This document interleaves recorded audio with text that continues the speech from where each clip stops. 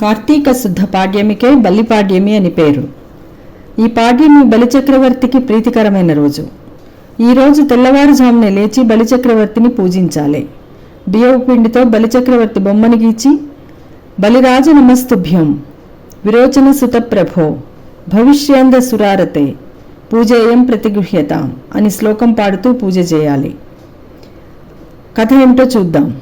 వామనుడైన విష్ణువుకు మాట తిరిగిన మానధనుడైన బలిచక్రవర్తి తన సర్వస్వాన్ని దానం చేశాడు. అందుకు సంతోషించిన విష్ణువు బలిచక్రవర్తిని వరం కోరుకోమన్నాడు. అప్పుడు బలిచక్రవర్తి, దేవా, నా సర్వస్వాన్ని నీకు సమర్పించాను. నా కోసం కోరడానికి ఏమీ లేదు. లోకం కోసం ఒక వరం అర్థిస్తున్నాను. ఇష్టమైతే అనుగ్రహించు.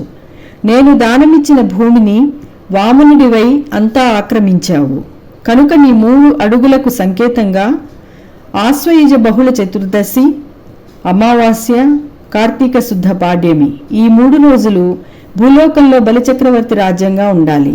నా రాజ్యంలో దీపదానం, దీపపూజ చేసే వారి ఇంట్లో నీ భార్య లక్ష్మీదేవి శాశ్వతంగా ఉండాలి. నా రాజ్యంలో ఎవరి ఇంట అంధకారం ఉంటుందో వాళ్ళ ఇంట ఎప్పటికీ చీకటి ఉండాలి అన్నాడు. విష్ణువు తథాస్తు అన్నాడు.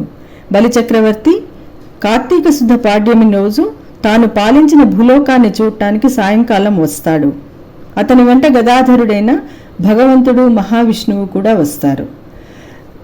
ఇలా భక్తుడు, భక్తరక్షకుడైన భగవంతుడు ఇద్దరు వస్తారు కనుక వీధులు శుభ్రంగా ఉండి ప్రతి ఇంటి ముంగిట దీపాలు, మామిడి తోరణాలు, రంగురంగుల ముగ్గులు ఉండడం చూసి తన రాజ్యంలో ప్రజలందరూ ఆనందం, ఉత్సాహం, భోగభాగ్యాలతో హాయిగా ఉన్నారని బలి సంతోషపడతాడు.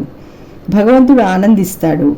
అందువల్ల దీపావళి మరుసటి రోజు బలిపాడ్యమి అయింది.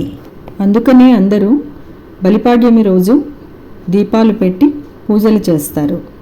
ధన్యవాదములు. ఇట్లు బలభద్రపాత్రుని శ్రీదేవి.